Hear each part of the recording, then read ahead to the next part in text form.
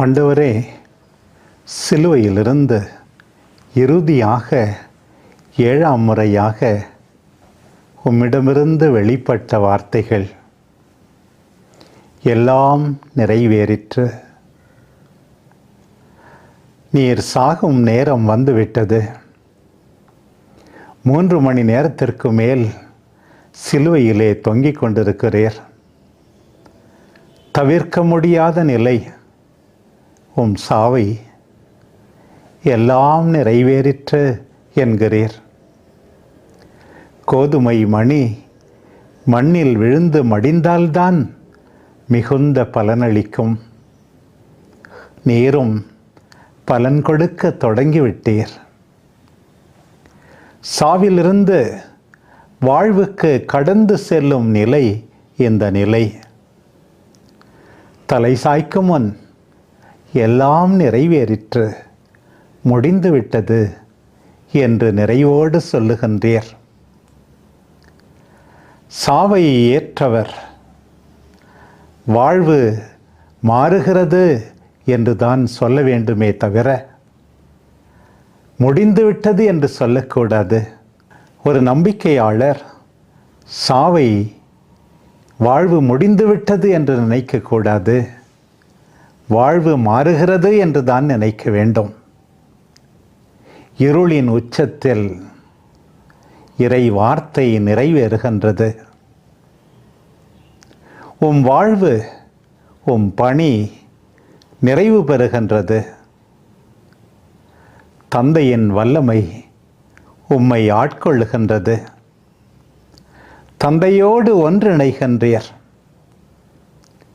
வெறுமையாக்கும் நேரம்தான் உமது மாட்சியின் நேரம், கருவுறும் நேரம். நீர் பேச எதுவும் இல்லை, இரத்தம் இல்லை, போதனை இல்லை, ஓமைகள் இல்லை, எல்லாம் ஒழிந்தது.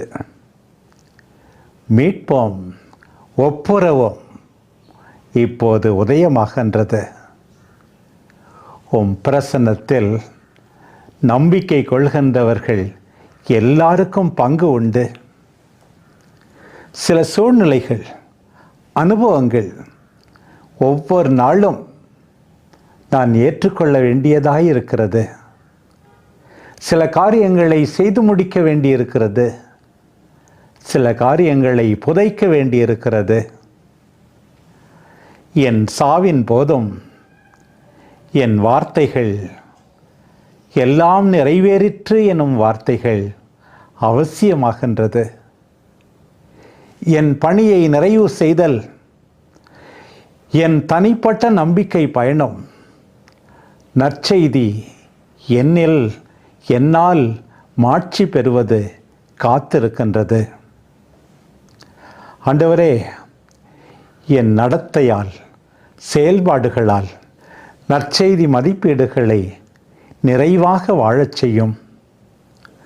உமக்கு பிரியமில்லாதவற்றை எல்லாம் நான் சாகும் முன் களைந்தெறியச் செய்யும். ஆண்டவரே, நான் செய்து முடிக்காத வேலைகள் இன்னும் காத்திருக்கின்றன. செய்யப்பட வேண்டியவை எத்தனையோ இருக்கின்றன.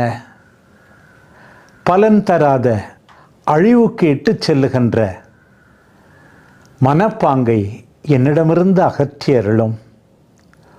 ஒவ்வொரு நாளும் நீர் என்னிடம் எதிர்பார்ப்பதை, நீர் என்னிடம் ஒப்படைத்த பணியை நிறைவாக செய்து முடித்து எல்லாம் நிறைவேறிற்று என்று உம்மோடு சேர்ந்து சொல்ல எனக்கு ஆற்றல் தாரும்.